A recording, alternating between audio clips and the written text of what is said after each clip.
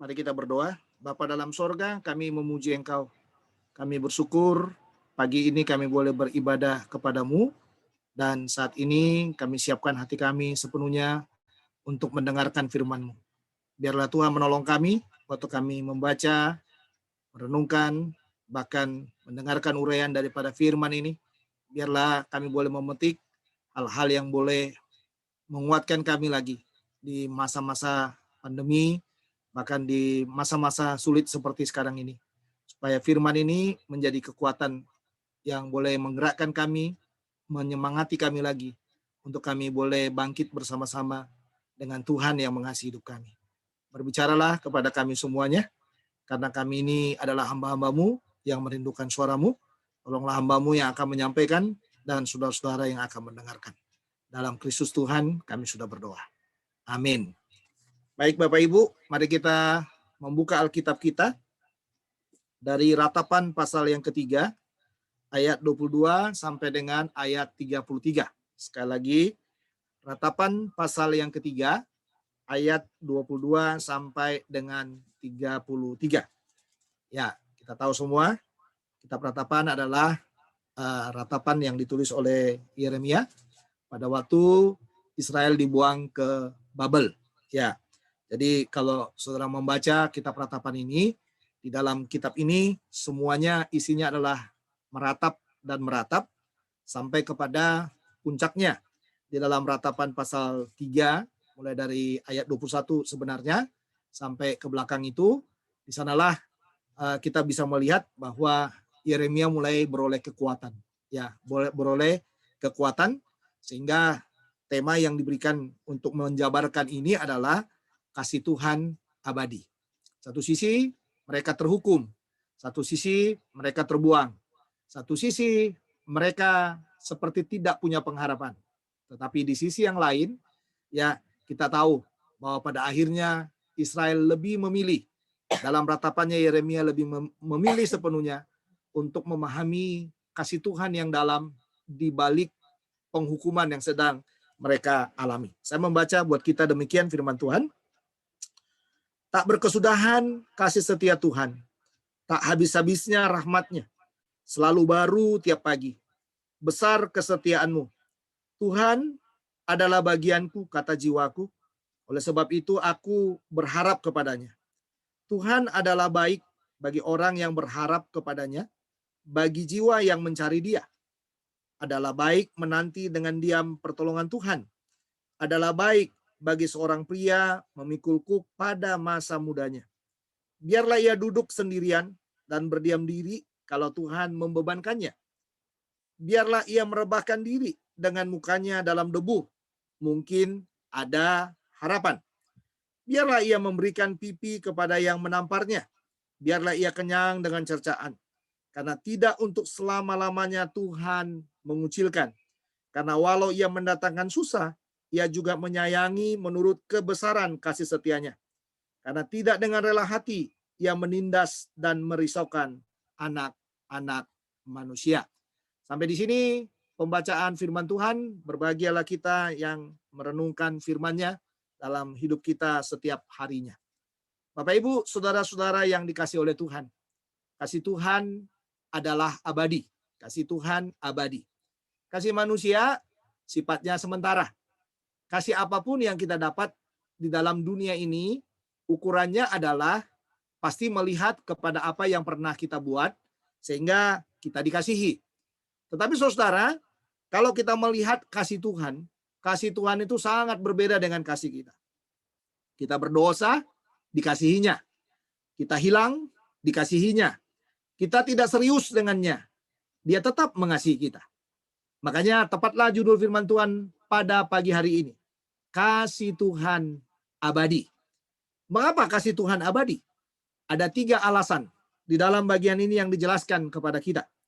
Yang pertama adalah, ya, karena kasih-Nya tidak berubah. Kasih Tuhan itu abadi karena kasih-Nya tidak berubah. Lihat dalam ayat 22 sampai 23. Ada kata kunci yang dikatakan, tak berkesudahan kasih setia Tuhan. Nggak habis, saudara. Ya, kasih kita bisa habis. Ya, kadang-kadang kesabaran kita juga bisa habis. Tetapi saudara, kita bisa melihat di sana dikatakan tak berkesudahan kasih setia Tuhan. Ini hebat sekali saudara. Lalu digabungkan lagi dengan kata tak habis-habisnya rahmatnya. Dalam teologi perjanjian lama bicara tentang kasih setia Tuhan dan rahmatnya disandingkan bersama-sama. Dalam arti kalau kita melihat tentang kasih setia Tuhan, ya ini berkaitan dengan bagaimana Tuhan yang superior itu, yang begitu tinggi derajatnya, merendahkan diri kepada kita manusia yang berdosa. Dan itu dikatakan gak habis. Setiap hari dia lakukan buat kita. Kita tidak mengasihinya, dia tetap mengasihinya. Dia tetap tulus kepada kita. Dia tetap memperhatikan kita. Dan dia tidak pernah merubah sedikit pun rancangan demi rancangannya kepada kita. Makanya benarlah apa yang dikatakan firman Tuhan ini. Tak berkesudahan kasih setia Tuhan.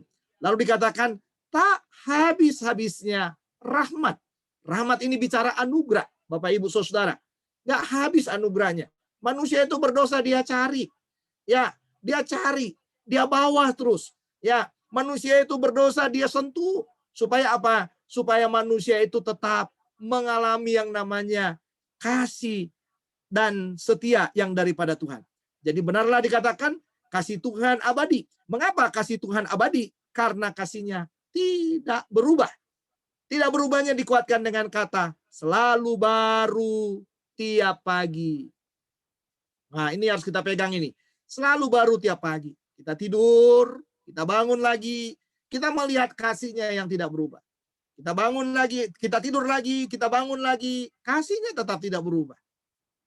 Dan dia sabar. Di balik dikatakan selalu baru tiap pagi itu, kenapa dia baru setiap pagi? Supaya kita bisa memahami bahwa dia adalah Tuhan yang kasihnya abadi. Makanya mari kita memiliki kasih Tuhan yang abadi ini dalam hidup kita. Makanya ditutup dengan kata dalam ayat 23 itu, besar kesetiaanmu. Wah, luar biasa saudara. Ya, makanya kalau saudara melihat di dalam tulisan Paulus itu, jelas sekali ya, sekalipun kita tidak setia katanya, Tuhan tetap setia. Wah, ini luar biasa. Ya, ini perlu kita renungkan dalam hidup kita. Bahwa kasih Tuhan itu tidak pernah berubah buat kita. Jadi yang berubah siapa? Yang berubah kita. Ya, Tuhan tuh nggak pernah berubah. Ya, yang curiga itu siapa? Yang curiga itu kita. Tuhan nggak pernah curiga sama kita. Ya, makanya dikatakan kasih Tuhan abadi. Mengapa kasihnya abadi? Karena kasihnya tidak pernah berubah buat kita. Sedetik pun nggak pernah. Selalu yang baik. Dalam kondisi kita sulit pun, dia nggak berubah. Dalam kondisi kita tidak setia pun, dia tidak berubah. Dalam kondisi apapun kita, dia tidak pernah berubah. Wah, ini harus kita pegang dalam hidup kita. Ya, karena itu tidak ada alasan bagi kita untuk tidak mengasihi Tuhan kita. Dia tidak berubah. Dia hari ini sama, besok juga sama. Kemudian juga sama. Sampai kapan pun dia sama. Dia tidak berubah. Dalam janji berkat untuk kita pun dia nggak berubah. Dia senantiasa memberkati kita. Lihatlah 20 hari ke depan ini. Bagaimana cara Tuhan memelihara kita. Cara yang ajaib yang terus diberikan kepada kita. Itulah bukti kasihnya. Lihatlah bagaimana cara Tuhan memproteksi kita. Dari semua pandemi yang ada. Dari keganasan COVID Delta yang sedang muncul sekarang. Bagaimana dia memproteksi kita dengan begitu sangat luar biasa. Dan ini yang dikatakan bukti kasihnya kepada kita. Bapak Ibu, saudara-saudara yang kasih dalam Tuhan, kasih Tuhan abadi. Mengapa kasih Tuhan abadi? Yang pertama tadi karena kasihnya tidak berubah. Yang kedua adalah karena Tuhan adalah bagian kita. Artinya saudara, di dalam diri Tuhan ada kasih yang tidak berubah.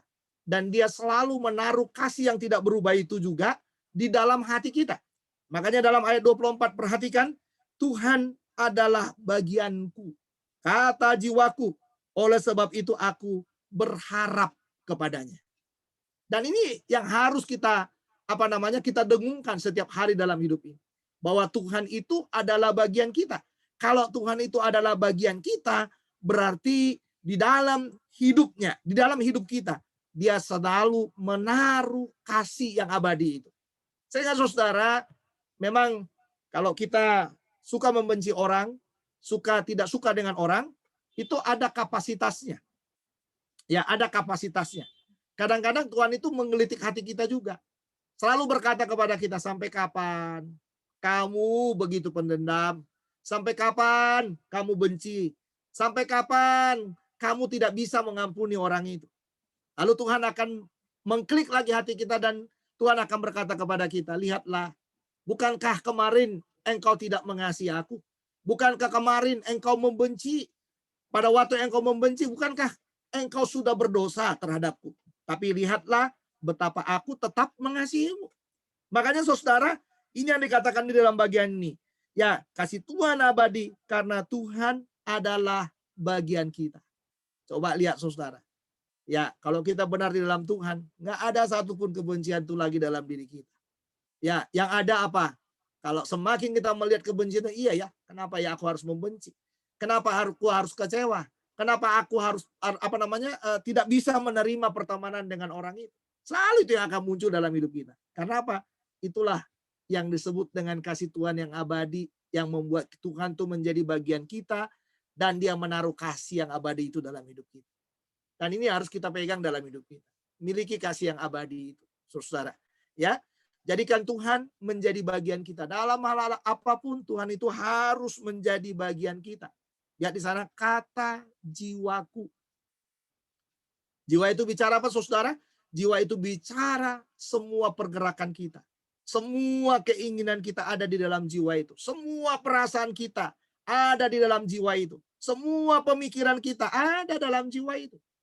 Makanya dikatakan Tuhan itu adalah bagianku, bukan dikatakan kata pikiranku, tapi kata jiwaku. Ini menunjukkan apa? Keseluruhan aktivitas kita, keseluruhan kegerakan kita ada di dalam jiwa itu. Makanya ratapan daripada Yeremia ini waktu dia meratap kepada Tuhan di tengah-tengah kejatuhan daripada bangsa itu. Ya, di tengah-tengahnya jauhnya bangsa itu karena dosa kepada Tuhan.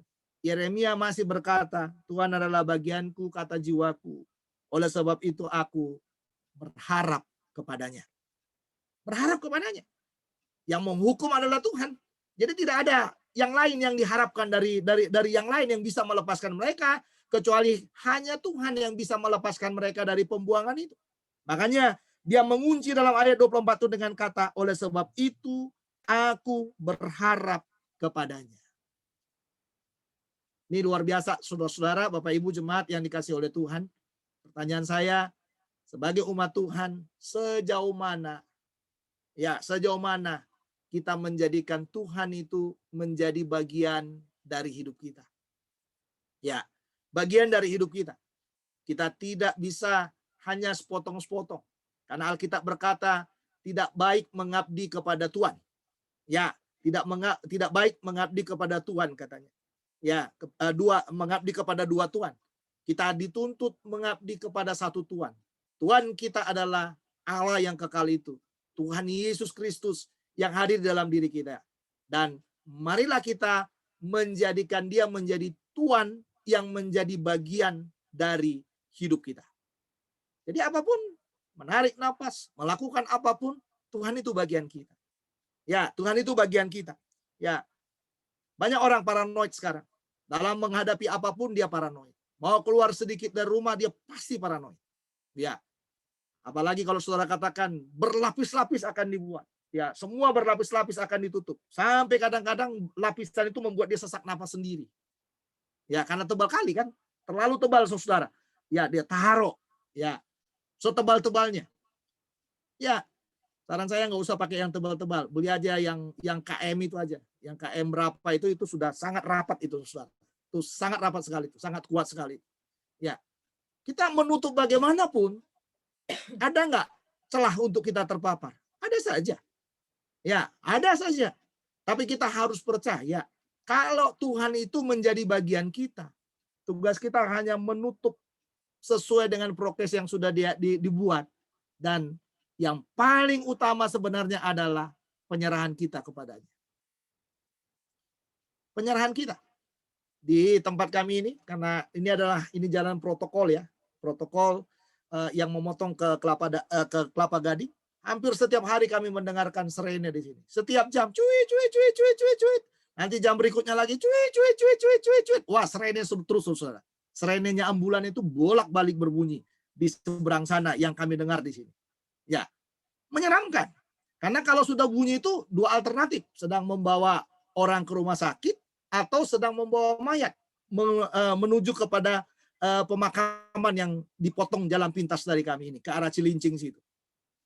Apa yang mau kita katakan di dalam hidup ini? Tidak ada yang bisa kita katakan. Selain kita berkata, Tuhan adalah bagianku. Kalau dia bagianku, dia menentukan semuanya. Bagaimana kita masih hidup, berapa tahun lagi kita masih hidup, berapa lama lagi kita masih hidup. Kalau Tuhan itu bagian kita, dia menentukan yang terbaik bagi kita. Percayalah kepada dia, ya. Makanya dikatakan tadi, kasih Tuhan abadi. Mengapa kasih Tuhan abadi? Karena kasihnya tidak berubah. Yang kedua, karena Tuhan adalah bagian kita. Dan yang ketiga, yang terakhir adalah karena kebaikannya tidak berubah. Ya, sekali lagi, karena kebaikannya tidak berubah. Artinya apa? Kebaikan saya bisa berubah. Kebaikan saudara bisa berubah. Kebaikan kita semua bisa berubah. Tapi kenapa kebaikan kita bisa berubah? Karena kita melihat situasi, melihat kondisi, melihat kenyataan demi kenyataan yang ada. Tapi saudara, kebaikan Tuhan itu tidak pernah berubah buat kita. Dia nggak pernah melihat kondisi kita. Dia nggak pernah melihat keterpurukan kita. Dia nggak pernah melihat kejatuhan kita. Dia nggak pernah lihat itu. Dia tetap menunjukkan kebaikan kepada kita. Sekalipun kadang-kadang kebaikan Tuhan itu ada disiplin yang harus kita tanggung di dalamnya. Makanya dalam ayat 25 sampai dengan ayat 33 itu di sana dikatakan, Tuhan adalah baik bagi orang yang berharap kepadanya, bagi jiwa yang mencari dia. Nah, ini dia. Tuhan itu baik bagi orang yang berharap dan mencari dia. Garis bawahi kata-kata itu. Berharap dan mencari dia. Kita perlu menjadi orang percaya yang senantiasa berharap dan mencari dia.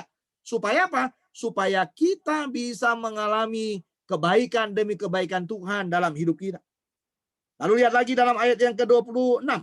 Adalah baik menanti dengan diam pertolongan Tuhan. Kenapa saudara? Kenapa? Karena Tuhan itu baik. Ya, jadi kalau kita susah, istilah orang Jawa itu bilang nggak usah gerusang-gerusu katanya. Ya, gerusang-gerusu itu nggak usah jadi panas. Nggak usah menjadi tidak nyaman dikatakan. Kenapa? Karena di dalam ayat 26 itu dikatakan adalah baik menanti dengan diam pertolongan Tuhan. Nah, ini paling penting ini saudara. Mendiamkan diri di tengah-tengah kegusaran, di tengah-tengah kegalauan, itu sangat penting sekali. Kalau kita nggak bisa mendiamkan diri di tengah-tengah kegalauan, di tengah-tengah kegusaran, yang muncul adalah ngomel. Ya kan? Bukan hanya ngomel saudara, yang muncul adalah kata-kata yang tidak memberkati. Yang muncul adalah kata-kata apa? Kata-kata yang menyumpahin, mengutuki orang saudara. Makanya benar dikatakan dalam bagian ini, adalah baik menanti dengan diam pertolongan Tuhan. Jadi tenangkan jiwa ini. Jadi kalau susah atau ada masalah dalam keluarga, tenangkan saja, diamkan. Diamkan. Ya, berdiam diri, menantikan pertolongan Tuhan. Lalu dilanjut lagi dalam ayat 27. Adalah baik bagi seorang pria memikul kuk pada masa mudanya. Memikul kuk. Kuk bicara pengendalian diri sebenarnya, balok itu ya supaya bisa mengendalikan dirinya. Jadi kalau seorang muda memahami bahwa Tuhan itu baik, dia harus mampu mengendalikan dirinya. Lalu di dalam ayat yang ke-28 lagi dikatakan di sana, biarlah ia duduk sendirian dan berdiam diri kalau Tuhan membebankannya. Nah, ini dia.